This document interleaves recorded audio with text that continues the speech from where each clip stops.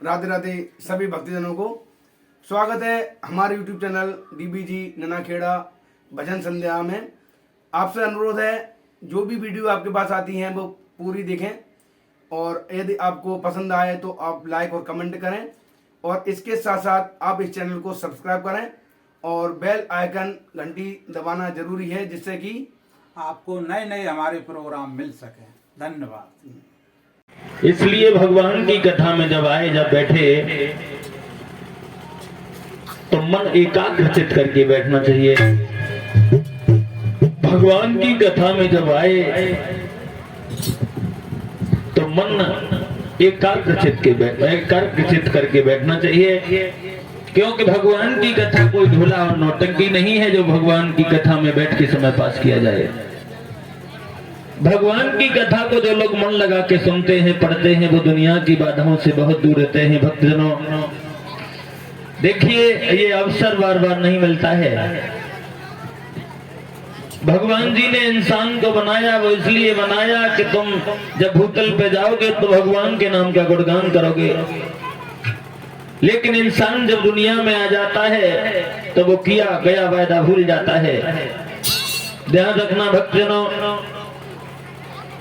भगवान की कारीगरी का करिश्मा ही अलग है। देखिए अगर आजकल कोई कंपनी कोई चीज अगर बनाती है तो वो चीज एक जैसी होती है। देखिए अगर कोई सैमसंग कंपनी की कंपनी मोबाइल बना रही है, अगर कहीं 1000-2000 मोबाइल रख दिए जाएं एक ही कंपनी के तो शायद कोई पहचान नहीं पाएगा कि ये हमारा है या किसी और का है। लेकिन भगवान की ऐसी कंपनी है परीक्षित जी, जहां से जो इंसान बन के आया, ध्यान देना ये हंसने की बात नहीं है, काम की बात है। भगवान की कंपनी ऐसी है, भगवान ने इंसान को बनाया लेकिन पहचान सबकी अलग अलग बना दी।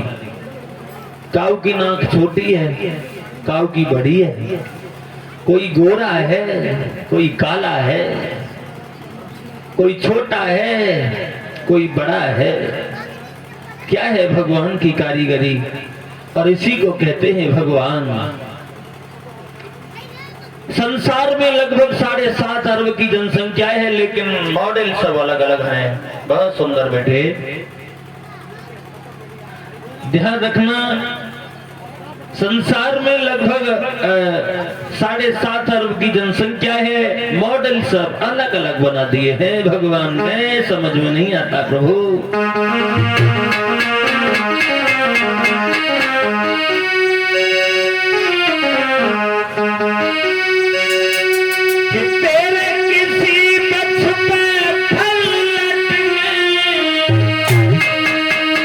देखिए भगवान की अदालत, भगवान की माया। किसी पेड़ की ओर नजर डालो तो किसी की डाल सूखी है, किसी की हरी है, किसी पे फल है, किसी पे फरी है। क्या है?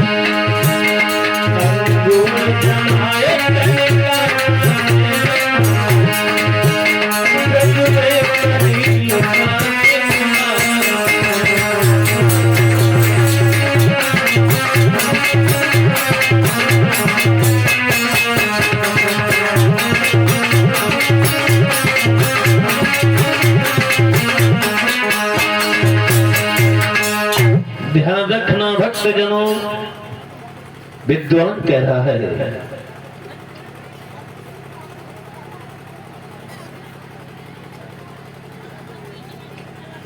देखिए भक्तजनों, कहने का मतलब है किसी की क्या किस्मत है, सारे दिन मेहनत मजदूरी करने के बाद दो वक्त की रोटी नहीं मिलती। किसी की क्या किस्मत है, सामने रोटियां रखी हैं मगर उन्हें भूख ही नहीं लगती।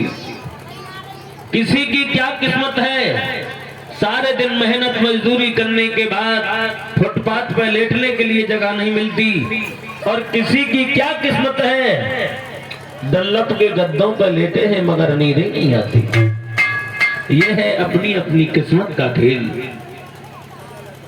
इसलिए भगवान की कथा में जब आओ, जब बैठो तो मन लगा के बैठना चाहिए, क्योंकि हर दिन किसी को नहीं रहना है, एक दिन जाना है।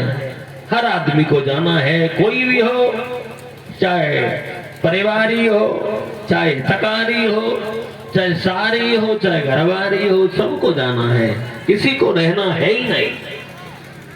ध्यान देना, जैसा कि आप अभी श्रवण कर रहे थे, व्यास नंदन श्री सुखदेव जी के बारे में।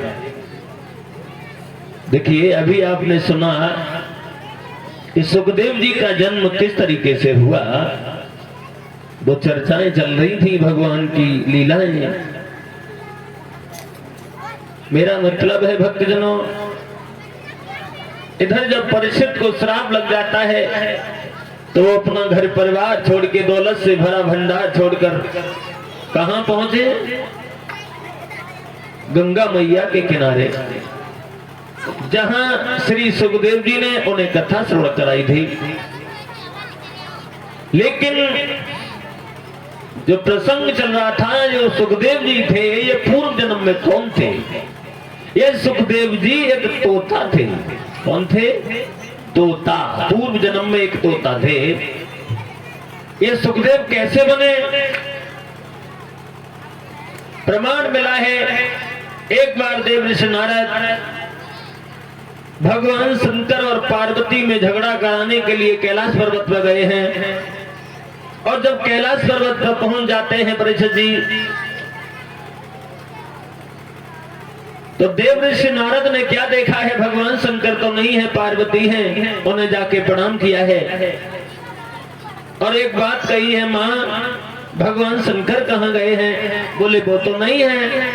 तो आज देव ऋषि नारद से सवाल कर दिया पार्वती ने, नारद आपका कैसे आना हुआ, क्या काम था? नारद ने कह दिया, माँ हमें भगवान शंकर से काम था। क्या काम था? बोले हर बात हर किसी को नहीं बताई जाती। मतलब? बोले हाँ, हर बात हर किसी को नहीं बताई जाती है। मतलब? बोले हमें शंकर जी से काम है, हम तुम्हें नहीं बता सकते। पार्वती बोली देखो ऐसी कोई बात नहीं है जो शंकर जी हमें नहीं बताते हो, हमें वो सब बता देते हैं, आप बताओ। तो देखिए आज नारद कहते हैं, देवी जी आपको भगवान शंकर कुछ नहीं बताते हैं। तुम कह रही हो सब कुछ बताते हैं, हम कह रहे हैं तुम्हें कुछ भी नहीं बताते हैं। क्या नहीं बताते? बोले कुछ भी नहीं बताते। और हम कह रहे हैं अगर समाज में थोड़ा सम्मान पाना है तो कुछ बातों को ध्यान में रखना पड़ेगा। किन बातों को? अगर समाज में थोड़ा इज्जत से रहना चाहते हो तो कुछ बातों को गांठ में बांध लेना भक्तजनों।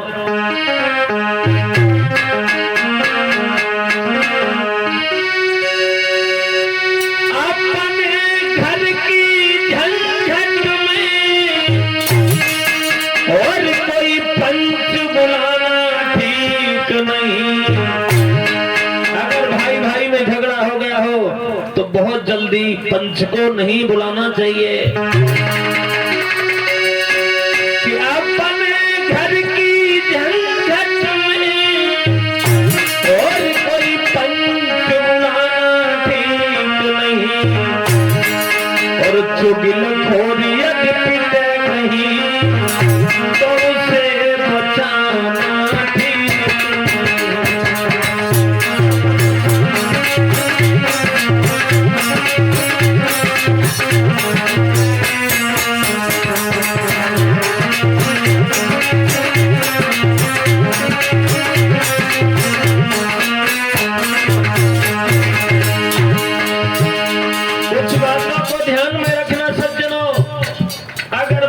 भाई में झगड़ा हो जाए, पिता पुत्र में झगड़ा हो जाए तो बहुत जल्दी पंच को नहीं बुलाना चाहिए, और पिता पुत्र में झगड़ा होना ही नहीं चाहिए। क्यों? क्योंकि पिता अपने पुत्र को बड़े लाड प्यार से भाव से पाल के बड़ा करता है कि ये बड़ा हो जाएगा तो हमारे बुढ़ापे की लाठी का सहारा बनेगा। और वही पुत्र जब अपने पिता से अलग हो जाता है तो उस बड़े बूढ़े पिता के दिल पे क्या गुजरती होगी भक्तजनों।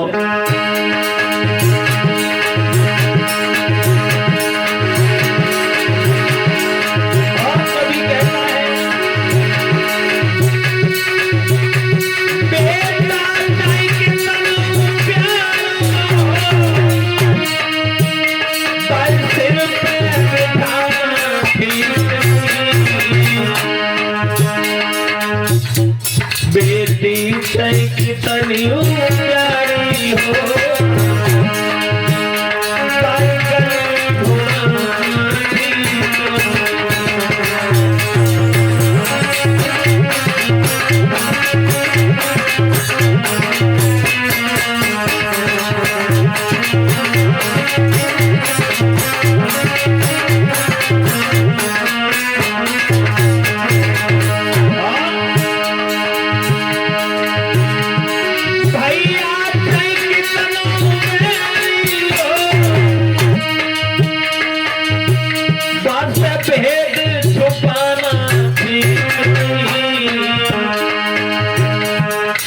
भैया चाहे कितना भी बैरी हो बात नहीं छुपानी चाहिए, लेकिन पत्नी चाहे कितनी प्यारी हो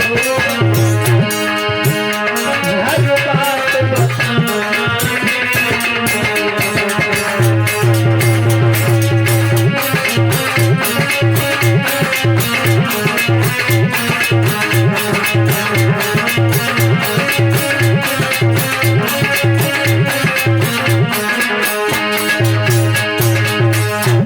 ध्यान रखना सज्जनों, आज देवऋषि नारद ने कहा पार्वती से, क्या कहा? बोले देखो हर बात हर किसी को नहीं बताई जाती। पार्वती कहने लगी देखो ऐसी कोई बात नहीं है जो शंकर जी हमें नहीं बताते हों। और जब पार्वती जिद करके रह गई तो नारद ने धीरे से कहा आप ये बताओ क्या भगवान भोले बाबा ने तुम्हें ये बताया है कि जो भगवान शंकर के गले में मुंडों की माला पड़ी हुई है वो काहे की है? देखिए आज जब ये सुना कि भगवान शंकर के गले में जो मुंडों की माला है वो काहे की है, पार्वती बोली नारद है आज तुम जाओ, चले जाओ, आने दो, आज हम पूछ के ही रहेंगे। देवऋषि नारद अपना काम करने के बाद चले जाते हैं। और जब शंकर जी आए, शंकर जी ने कहा देवी सुबह से शाम हो गई है, आज तो भांग भी नहीं पी है, थोड़ी भांग ले आओ। पार्वती बोली नहीं, आज के बाद ये भांग हमसे नहीं घुटनी। क्या हुआ? बोले नहीं। बात क्या हुई? बोले रहना ही नहीं है। क्यों? बोले जिस घर में स्त्री का सम्मान न हो वहां रहना नहीं चाहिए। क्या हो गया? बोले मुझे रहना ही नहीं है। बात क्या हुई? बोले रहना नहीं है। शंकर जी ने कहा कहीं ऐसा तो नहीं है देवऋषि नारद तो नहीं घूम गए? बोले ऐसा कुछ नहीं है, लेकिन रहना नहीं है।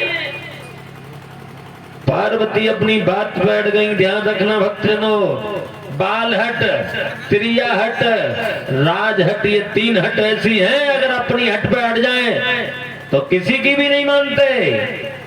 अगर स्त्री कहे कि हमें मायके जाना है तो जाना है, तुम कितना भी रोको, और तुम ज्यादा रोकोगे तो वहां नहीं जाएंगी तो फिर वहां जाएंगी, लेकिन जाएंगी जरूर। आज पार्वती नाराज हो गई और बोली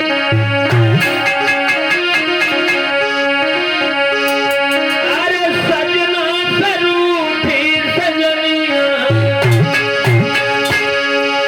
ये सजना सरूठी सजनिया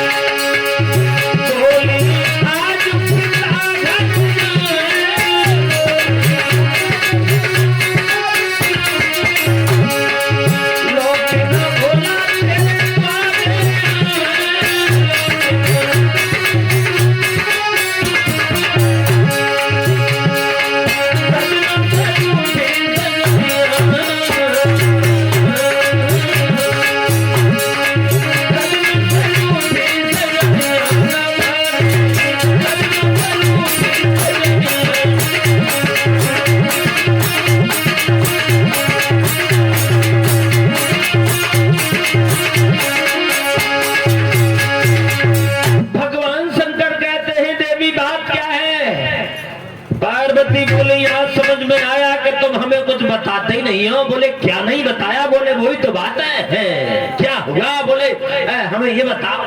क्या बताना है? बोले ये बता, तुम्हारे गले में जो मुंडों की माला पड़ी हुई है ये काय की है?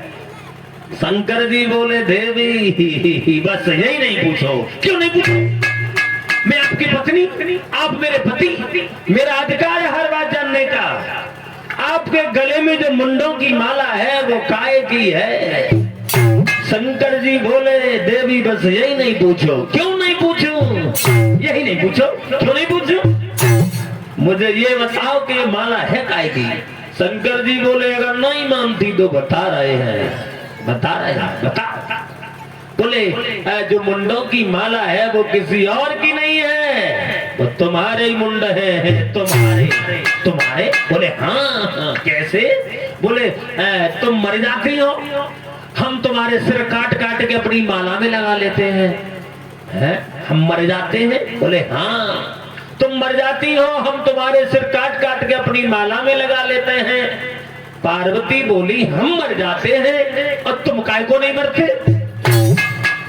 शंकर जी बोले देवी हम तो अमर हैं इसलिए नहीं मरते हैं। आप अमर हो, हमारे पति देव हो, हम तुम्हारी पत्नी, तुम अमर हो तो हमें भी अमर बनाओ, हमें भी नहीं बनना।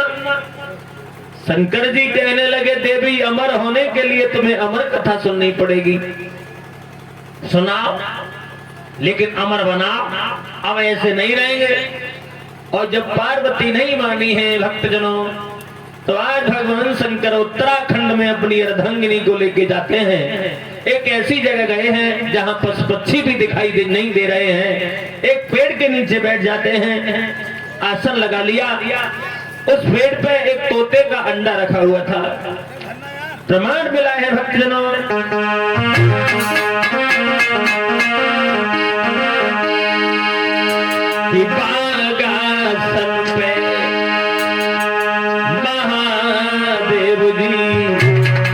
बैठे आसन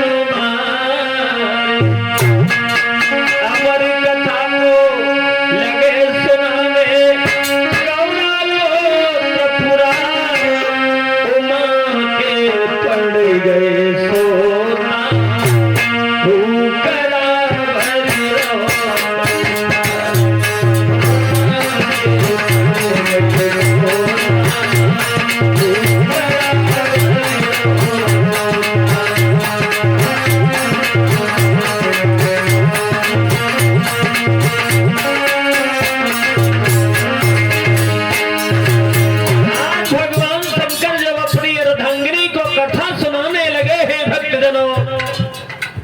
पार्वती जी को तो नींद आ गई, लेकिन जो तोते का अंडा रखा हुआ था, परीक्षा जी ध्यान किधर है?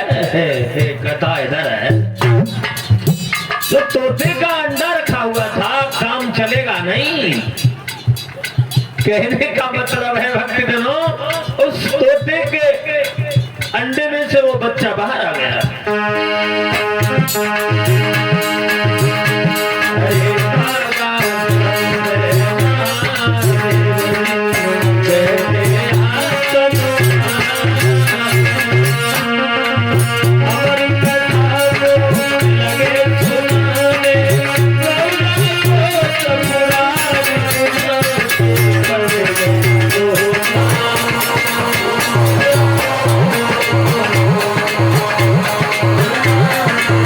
अपनी पत्नी को कथा सुना रहे हैं तो पार्वती जी को तो नींद आ जाती है, लेकिन वो जो तोते का अंडा रखा हुआ था, उस अंडे में से वो तोते का बच्चा बाहर आ गया। आवाज देता रहा, हुंकारे भरता रहा। भगवान शंकर भांग के नशा में झूमते जा रहे हैं, कथा सुनाते जा रहे हैं। मालूम नहीं है कि पार्वती आवाज दे रही है क्या कोई और आवाज दे रहा है। कथा पूरी हो गई। इधर पार्वती की आंख खुली। पार्वती ने पूछा भगवान शंकर आगे क्या हुआ? शंकर जी कहने लगे देवी कथा विराम हो गई और तुम पूछ रही हो आगे क्या हुआ? बोले हाँ। पार्वती बोली प्रभु माफ करना, थोड़ी थोड़ी नींद आ गई थी, मेरी आंख लग गई, मैं सो गई। शंकर जी कहने लगे तुम सो गई, फिर आवाज किसने दी? और भगवान शंकर ने देखा एक तोते का बच्चा बैठा हुआ है उस पेड़ पे। भगवान समझ गए हैं कि इसी तोते के बच्चे ने हुंकारा भरा है। इसका मतलब है कि वो कथा इसी तोते के बच्चे ने सुनी है। अब ये तोते का बच्चा जहां भी जाएगा वहां कथा सुनाएगा, जो भी सुनेगा वो अमर हो जाएगा। तब भगवान शंकर ने उस कथा को ही श्राप दे दिया कि आज के बाद कोई भी प्राणी इस कथा को मन लगा के सुन ही नहीं पाएगा, जो अमर हो जाए। भगवान शंकर ने तोते को मारने के लिए अपना त्रिशूल उठाया। अब भला उसे मारने वाला कौन है? जब उसने अमर कथा सुनी तो वो तो अमर ही हो गया। अब तोते का बच्चा उड़ने लगा, आगे आगे वो तोते का बच्चा भागता जा रहा है, पीछे पीछे भगवान शंकर जा रहे हैं। देखिए एक व्यास जी हैं, उनका आश्रम है। व्यास जी की पत्नी जिनका नाम है अरुणी, क्या नाम है? अरुणी।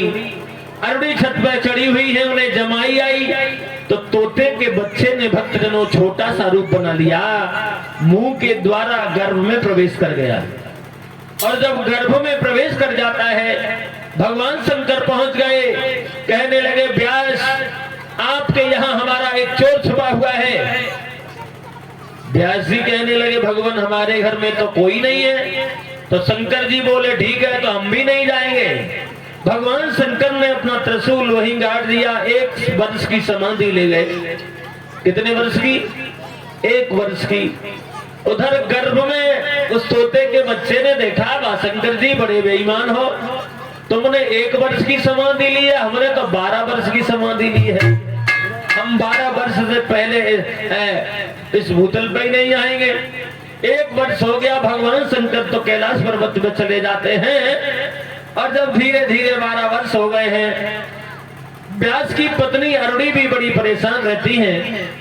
व्यास ने अपनी पत्नी के गर्भ से निवेदन किया है, आप कौन है, बाहर क्यों नहीं आते, बाहर आओ, ये दुनिया बहुत सुंदर है, इस दुनिया का नजारा देखो। अरे भाई बाहर आओ।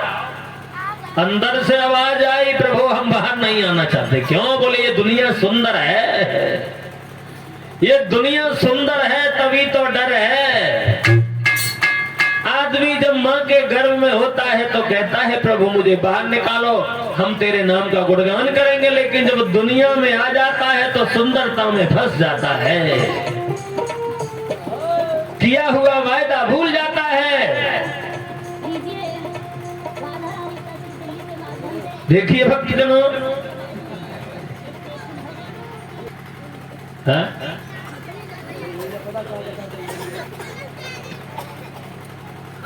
ध्यान दें, कहाँ चल रही है कथा?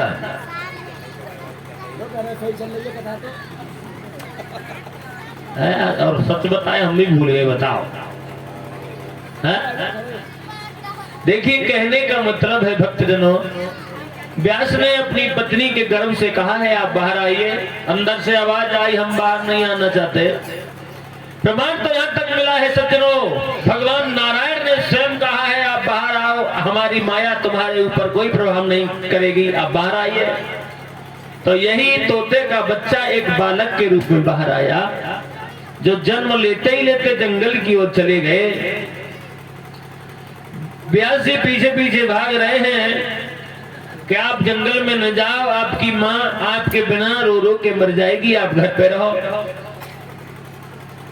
तो देखिए वो बालक जो सुखदेव जी के नाम से जाने गए, इनका नाम जो सुखदेव जी पड़ा, इन्होंने अपने पिता से कहा कौन किसका पिता, कौन किसका बेटा, पता नहीं हम तुम्हारे पिता कितनी बार बन गए, तुम हमारे पिता कितनी बार बन गए, इसलिए हमें नहीं आना, आप अपने घर जाओ। यही बालक जब गंगा मैया के किनारे पहुंचा है सज्जनों, तो 88,000 ऋषियों ने श्री सुखदेव जी महाराज को झुक के प्रणाम किया। लेकिन ये बात परीक्षित को अच्छी नहीं लगी। परीक्षित ने सोचा ये जरा सा बालक और इसके आगे सब काय को झुक रहे हैं। तब उन 88,000 ऋषियों ने समझाया है, परीक्षित आप पागल नहीं बनो, जिन्हें तुम बालक समझ रहे हो वो बालक नहीं है, यही वो है जो तुम्हें भगवान के नाम की चर्चाएं सुनाएंगे, तुम्हारे जीवन को कृतार्थ बनाएंगे, भगवान की कथा सुनने से तुम्हारा कल्याण होगा, इसलिए आप तुम इन्हें झुक के प्रणाम करो। तब परीक्षित ने श्री सुखदेव जी महाराज को साष्टांग प्रणाम किया है, कहा है भगवान हमें क्षमा करना, हमने तुम्हें पहचानने में देर कर दी। प्रभु हम बड़ी आस करके तुम्हारे पास आए हैं, हमें तक्षक नाग 7वें दिन जीवित होकर डसेगा, इसलिए प्रभु मेरा कल्याण कैसे होगा, आप मेरा उद्धार कीजिए। तो श्री सुखदेव जी महाराज समझाते हैं, परीक्षित आप चिंता नहीं करें, आप बड़ी आस करके आए हो, आप निराश होकर नहीं जाओगे। आज सुखदेव जी महाराज को ऊंचे से सिंहासन पर बिठाया है, परीक्षित जी नीचे बैठ जाते हैं। आज श्री सुखदेव जी महाराज समझाते हैं, राजन चिंता नहीं करो, चिंता करने से कभी दुख दूर नहीं होते हैं, चिंता करने से सिर्फ उम्र कम हो जाती है। चिंता और चिंता में केवल एक बिंदु का अंतर होता है, दुख दूर होते हैं भगवान का भजन कीर्तन गुणगान करने से। और बोले हैं श्री सुखदेव जी महाराज,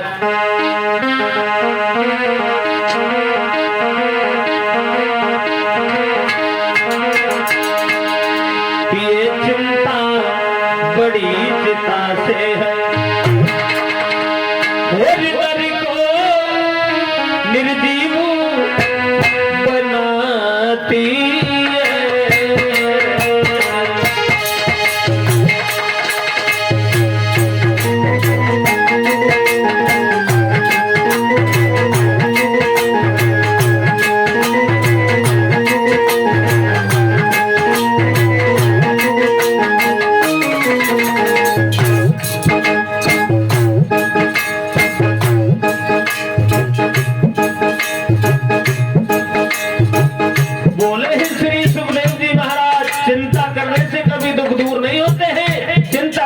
सिर्फ उम्र कम हो जाती है।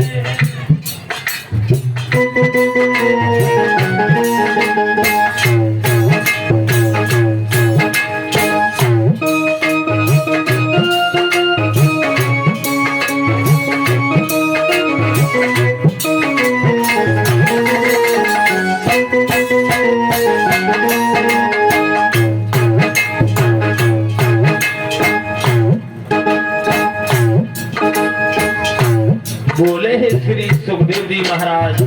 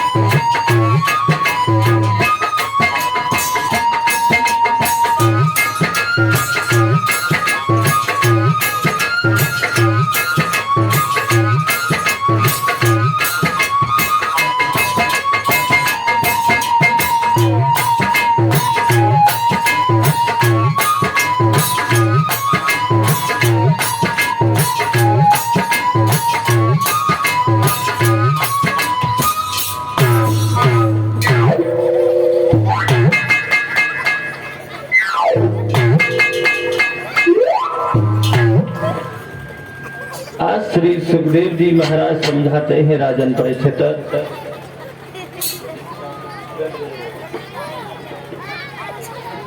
चिंता करने से कभी दुख दूर नहीं होते हैं, चिंता करने से सिर्फ उम्र कम हो जाती है। आप चिंता नहीं करें। क्यों? आपको ये चिंता लगी है कि तुम्हारी 7वें दिन मौत हो जाएगी, तो ध्यान रखना, भगवान ब्रह्मा ने जब इस दुनिया को बनाया तो केवल 7 ही दिन बनाए, कोई 8वां दिन नहीं बनाया। केवल 7 दिन बनाए, कोई 8वां दिन नहीं बनाया। 7 ही दिन में इंसान का जन्म होता है और 7 ही दिन में इंसान का, देखिए 7 ही दिन में इंसान इस दुनिया को छोड़ के चला जाता है।